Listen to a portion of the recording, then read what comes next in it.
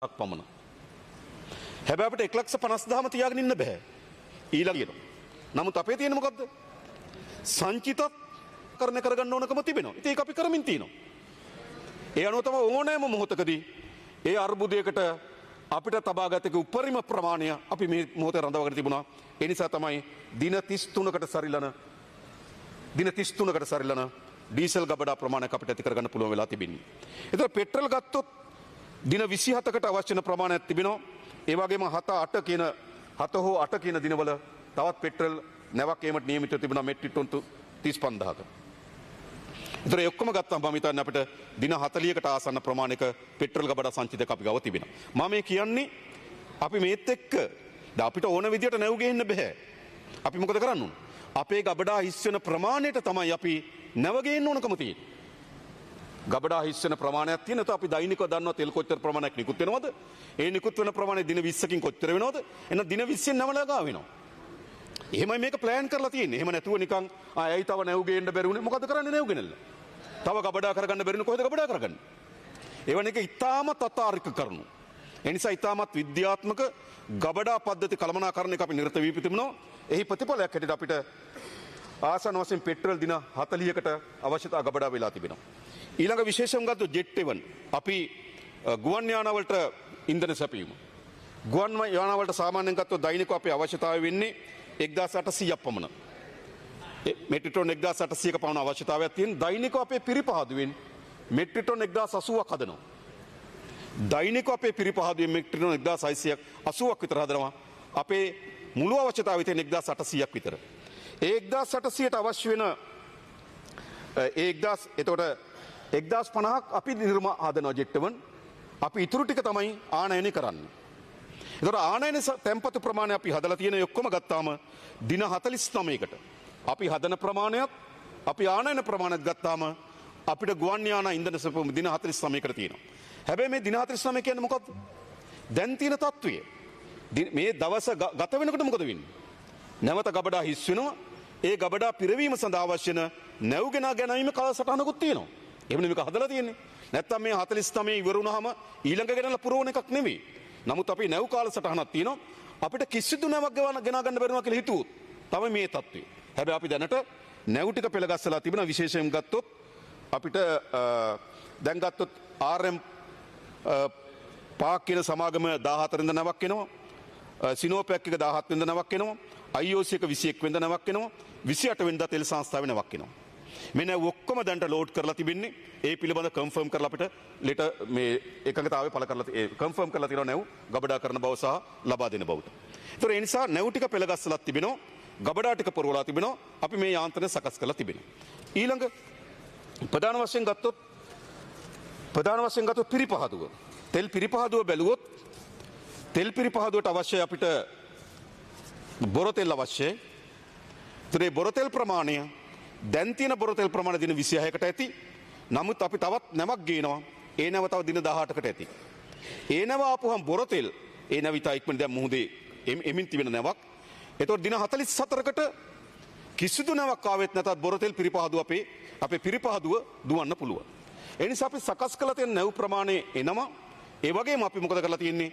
පිරිපහදුව දුවන්නත් ගබඩා ටික පෙට්‍රල්ස් ඩීසල් සහ ජෙට් 7 ගුවන් වලට අවශ්‍ය වෙන තෙල් සලස්ම සකස් කරලා තිබෙනවා. ඒ නිසා මම හිතන්නේ මේ තිබෙන තත්ත්වය අනුව කිසිදු අර්බුදයක් මතුවෙන්නේ නැහැ තෙල් වල. නමුත් යුද්ධ වර්ධනය වුණොත් අපි කවුරුත් මුහුණ දෙන්න ඕන. වර්ධනය වුණොත් මුහුණ දෙන්න එපා. තෙල් පිරිපහදුව කොහොම ගැහුවා කිව්වොත් අපි කොහෙන්ද කරන්නේ?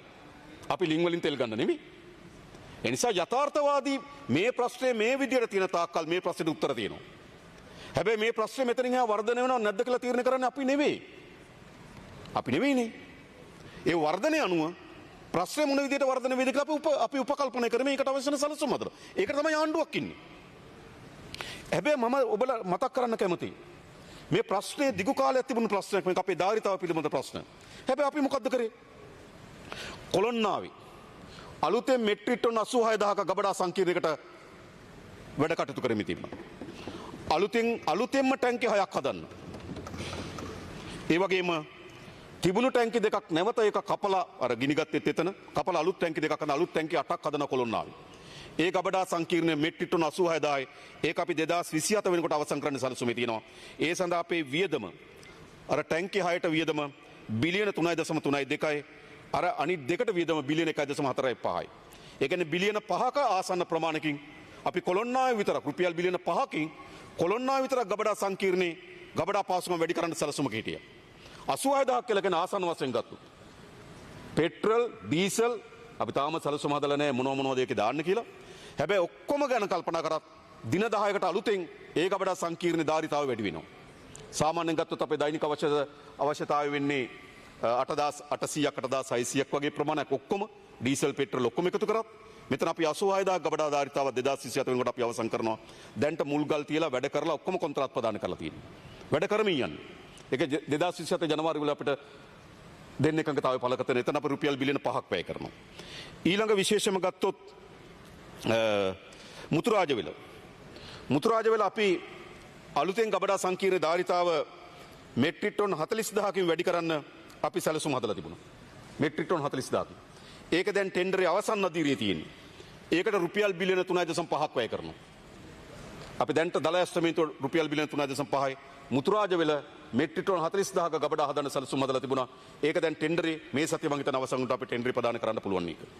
ඊළඟ මුතුරාජවිල ඉඳන් කටුනායකට අපි පයිප්ලයින් එකක් එලන්න සැලසුම් කරලා තිබුණා. ඒ කියන්නේ ජෙට් 1 ගෙනියන්න මේ හොඳ පයිප්ලයින් එකක් හදන්න ඕන. අපි හිතනවා අපි ගුවන් තොටුපොලේ විශාල සැලසුමක් හදලා තියෙනවා. අපේ ගුවන් තොටුපොළ හොඳ හබ් එකක් බවට පත් කරන්න පුළුවන්. විශේෂයෙන්ම ඇති වෙන තත්ත්වෙන් අපිට ඒ පැත්තෙනුත් අපි කල්පනා කරන්න ඕන. හොඳ ගුවන් සේවා හබ් එකක් බවට පත්. විශේෂයෙන්ම භාණ්ඩ ප්‍රවාහන හබ් එකක් බවට පත් කරන්න පුළුවන්. එහෙනම් අපි දන්න අපේ ගුවන් තොටුපොළේ එන තෙල් ඉල්ලුම වැඩි වෙනවා. දැන් 1800යි. හැබැයි අපි හිතන 1800ට වඩා වැඩි ඉල්ලුමක් එනවා. හැබැයි අපි ගුවන් තොටුපොළේ සංවර්ධන සැලැස්මත් ගුවන් තොටුපොළ අපේ ගුවන් හබ් එකක් බවට පත් කරගන්න සැලැස්මත් සහ ඒකට අනුරූප විදියට ඒකට අපිට ඉන්ධන සපයන සැලැස්මත් එකට තියෙන්න ඕන. ගුවන් තොටුපොළ හදලා ඒකේ ගුවන් යානා වැඩි කරලා ඉන්ධන සපයීම ගැන කල්පනා කළ වැඩක් නැහැ. අපි මේ දෙක සමාන්තරව යනවා. ඒ නිසා අපි මුතුරාජවිල ඉඳන් කටුනායකට පයිප්ලයින් එකක් එලනවා. ඒ වගේම ජෙට් 1 වල ධාරිතාව මෙට්‍රික් ටන් 63000කින් වැඩියෙන් ගබඩා කරනවා.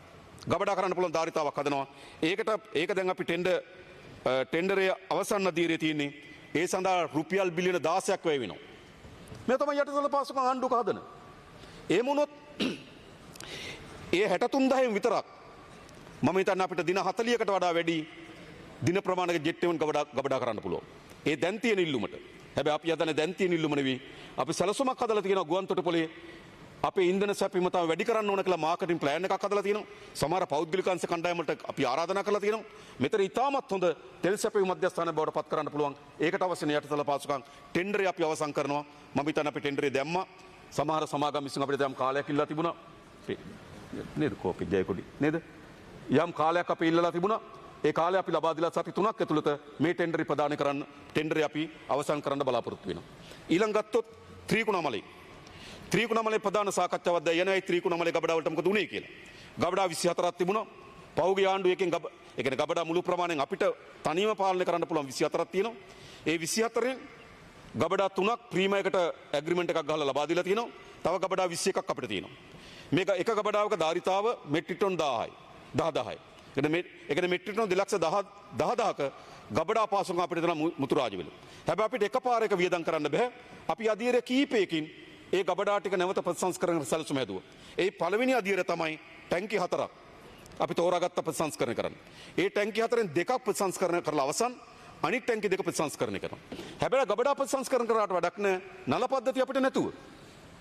ඒ නිසා අපි එයා සමාන ලෙස මුහුදේ ඉඳන් නල පද්ධතියක් අපි ත්‍රිකුණාමලේ පරණ නල පද්ධතිය තියෙනවා. ඒවා දිර්ලා තියෙන. ඒ වගේ යන්න බෑ. ඒ නිසා අලුත් නල පද්ධතියක් එලවන්න අපි ටෙන්ඩර් කෝල් කරලා තියෙනවා. ඒක අපේ වියදම රුපියල් බිලියන 7.37යි. එතකොට එතන ධාරිතාව අපිට අලුතෙන් මෙට්‍රික් ටන් 40000ක ධාරිතාවක් එනවා. ඊළඟ විශේෂම ගත්තොත් අපේ තෙල් පිරවුම් පහසුකම්. තෙල් අපිට ආවට පස්සේ පිරවුම් පහසුකම් අපේ අඩුයි. දැන් අපි ඒක වර්ධනය කරන්න ඕන. ඒක ඔටෝමේට් කරන්න අපි යනවා. ඒ සඳහා දැන් අපි ටෙන්ඩරේ කෝල් කරලා තියෙනවා.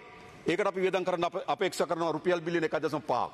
එතකොට අපිට ඉතා වේගයෙන් දැන් අපේ තියෙන ගැන්ට්‍රි පහසුකම් එක්ක අපිට නැවක් යනවා දින 5ක් විතර යනවා. අපි මේක අඩු කරන්න දින 2කින් මේ ඩැමරේජ් ගෙවන්න ඕන, නැව් වලට වැඩිපුර ගෙවන්න ඕන. ඉස්සර යුද්ධ කාලේ නම් නැවගෙනලා නැවායේ යවන්න ඕන මහමුදට දවස් සබ්බාලා. මෙහෙම තිබුණ මේවා වෙනස් කරන්න ඕන. ඉතින් මුළු ගැන්ට්‍රි පද්ධතියම අපි මොකද කරන්නේ? ඔටෝමේට් කරන්න යනවා. ඒකට රුපියල් බිලියන 1.5ක ඇස්තමේන්තුවක් කළා තියෙන ඒ ටෙන්ඩර් දැන් අපි කැඳවන්න සැලසුම් කරලා තිබෙනවා. ඊළඟ විශේෂයෙන් ගත්තොත් තෙල් පිරිපහදුව. තෙල් පිරිපහදුව අපිට 1969 අපේ පිරිපහදුව ඇදුවේ මෙට්‍රික් ටොන් 38000ක අවශ්‍යතාවයකට. මෙට්‍රික් ටොන් 38000යි. ඊට පස්සේ මේ 1969 මතක තබා ගන්න. ඊට පස්සේ මේකේ ධාරිතාව වැඩි කර 1979 තව 12000කින් වැඩි කරා. 1979 වෙනකොට අපේ පිරිපහදුවේ මුළු ධාරිතාව මෙට්‍රික් ටොන් 50000යි. 79 ඉඳන් අද ගත වෙලා තියෙන අවුරුදු 46ක් 47ක් 26ට බැලුවා. මේ අවුරුදු 47ටම එක මෙට්‍රික් ටොන් එකකින් අපේ පිරිපහදු ධාරිතාව වැඩි කරලා නැහැ. හිතන්න අවුරුදු 47කින් රටවල්ද මේවා. අපේ පිරිපහදුවේ ධාරිතාව අවුරුදු 47කින් වැඩි කරලා නැත්නම් ඒ ආණ්ඩුද තිබුණේ කියලා මම අහන්නේ. අපි සැලසුම් හදලා තියෙනවා අපේ මෙට්‍රික් ටොන් 50000 ධාරිතාව ලක්ෂ දක්වා වැඩි කරනවා. දැන් අපි අභිලාෂයන් කැඳවලා තියෙනවා. දැන් සමාගම් මම හිතන්නේ 15ක්. දැන්ට සමාගම් 15ක් අභිලාෂයන් ඉදිරිපත් කරලා තිබෙනවා. 20ක් නෑ 15ක් ඉදිරිපත් කරලා තිබුණා. ඊට පස්සේ තව පොඩි කාලයක් ඉල්ලුවා. ඒ කාලෙත් අපි ලබා දුන්නාට පස්සේ දැන් අභිලාෂයන් කැඳවලා තියෙන සමාගම් 20ක්. අපි දැන් සාකච්ඡාවක් දාගෙන ඉතලා මොකද්ද මොඩල් එක කියලා බලන්න. රාජ්‍ය පංගුවක් තියාගෙන පෞද්ගලික අංශයේ ධාරිතාව වර්ධනය කර ගැනීම සඳහා සැලසුමක් හදලා අපි සැලසුම් හදලා තිනවා. අපේ ධාරිතාව මෙට්‍රික් ටොන් ලක්ෂකින් 100කින් වැඩි කරනවා. ඒවනේ ආණ්ඩු කියන්නේ. ඒ විතරක් නෙවෙයි. මෙතන ඉන්න කවුරුත් දන්නවා අපේ පයිප්ලයින් වලට වෙලා තිබුණු ප්‍රශ්නේ. විශේෂයෙන්ම කොළොන්නාව ඉඳන් වරාය දක්වා තියෙන පයිප්ලයින් එක මොකද වෙලා තියෙන්නේ? අවුරුදු 90ක් පරණයි. අවුරුදු 90ක් පරණයි. ගිනි ගැනීම සිද්ධ වෙනවා. තෙල් කාන්දු සිද්ධ වෙනවා. මංකොල්ල කෑම සිද්ධ වෙනවා. අවුරුදු 90ක් පරණ මේ පයිප්ලයින් එක. අවුරුදු 20ක් තිස්සේ උත්සාහ කරනවා මේක හදන්න. හැබැයි අවුරුදු 20ටම බැරි වුණා. අපි මොකද කරලා තියෙන්නේ? ලයින් දෙකක් කෙලනවා. අඟල් 14 සහ අඟල් 18යි. ඒකට අපි දැනට මේ වෙනකොට අපි සියලුම වාර්තා සකස් කරලා තිබෙන්නේ ඉතා ඉක්මනින් මේක ටෙන්ඩර් එක කෝල් කරනවා. එතන රුපියල් බිලියන 12.8ක් වැය වෙනවා.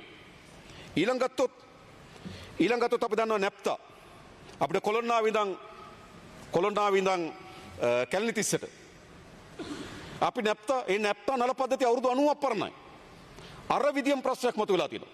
මේ ළඟදී දෙන්නේ තුවාල වුණා එතන. අර මේ අනාරක්ෂිත අවුරුදු 90ක් පරණයි මේ නල පද්ධතිය. අපි මොකද කරන්නේ? ඒක හදනවා. දැන් ඉතා ඉක්මනින් මේක ටෙන්ඩර් කෝල් කර ඒක දැන් තියෙන්නේ අවසන් අධීරයේ තියෙන්නේ. ඒකට බිලියන 1.5ක් වැය වෙනවා. ඒ නිසා ගත්තොත් ආසන්න වශයෙන් ගත්තොත් බිලියන 30කට අධික මුදල් ප්‍රමාණයක් අපි මේ පහසුකම් යටිතල පහසුකම් වර්ධනය කිරීම සඳහා සකස් කරලා තිබෙනවා. ඒක නෙමෙයි ආණ්ඩුවක් කරන්න ඕනකම තියෙන්නේ. දැන් තියෙන තත්ත්වයට අපි සැලසුම් හදලා තියෙනවා. මෙවැනි ඕනෑම අර්බුදයකට මුහුණ දෙන්න පුළුවන් ප්‍රමාණය බලශක්ති ආරක්ෂාව පිළිබඳ අපි සැලසුම කටයුතු කරමින් තිබෙනවා. ඒ නිසා මම විශ්වාස කරනවා මේ තියෙන අර්බුදයට මුහුණ දෙන්නත් පුළුවන්. දිගු කාලයක් අපිට දිගු කාලීන විසඳුමක් කරා නැවත මෙවැනි අර්බුදයන් පිළිබඳ සැකයක් ජනතාව තුළ ඇති නොවන ආකාරයෙන් මේකට මුහුණ දෙන්නත් පුළුවන්. ඒ නිසා අපි මේ දෙකේම වැඩ කරමින් තිබෙනවා. නමුත් මම නැවත කියන අවධාරණය කරන්න කැමතියි. මොකද්ද? මේ තත්ත්වය තීරණය කරන්න අපි නෙවෙයි. අපි සැලසුම් හදන්න අපේ ධාරිතාවට. අපි සැලසුම් හදන්න අපේ හැකියාවට. හැබැයි තත්ත්වයක් මතුවේ හැකි අපේ හැකියාවට උරුත්තු නොදෙන. ඒක අපි පිළිගන්න. මේක මම සහ අපි ආණ්ඩුව සහ විපක්ෂ අතර ගැටුමක් නම් අපි දෙන්නුම කතා කරලා අපිට පාලනය කර හැකි සීමාව මේක තියාගන්න පුළුවන්. ඔබතුමා 27 අහනවා අපි ප්‍රශ්නට උත්තර දෙනවා. ඊට පස්සේ අපි මේ ගානින් තියාගමු කියලා කතා වෙනවා. එහෙම නේද? හැබැයි මේක හිම එකක් නෙමෙයි. මේක අපිට කොතෙන්ද වර්ධනය වෙන්නේ. හැබැයි දැන් තියෙන තත්ත්වයට අනුව අපේ හැකියාව තියෙනවා. වර්ධනය වෙන තත්ත්වයන් අපි අධීක්ෂණය කරමින් ඉන්නවා. ඒ තත්ත්වයට ඔරොත්තු දෙන ආකාරයෙන් අපි මේකට සැලසුම සකස් කරමින් තිබෙනවා. ඒ නිසා බලශක්ති ක්ෂේත්‍ර විශේෂම තෙල් සැපයීම පිළිබඳ අපිට සැලසුමක් තිබෙනවා. ඊළඟ විශේෂයෙන් ගත්තොත් අපි මුහුණ දෙන ප්‍රශ්නේ තමයි අපේ ගෑස්. இதுபோன்ற செய்திகளை உடனுக்குடன் தெரிந்து கொள்ள மீரா தமிழ் சேனலை சப்ஸ்கிரைப் செய்து இணைந்தீர்கள்.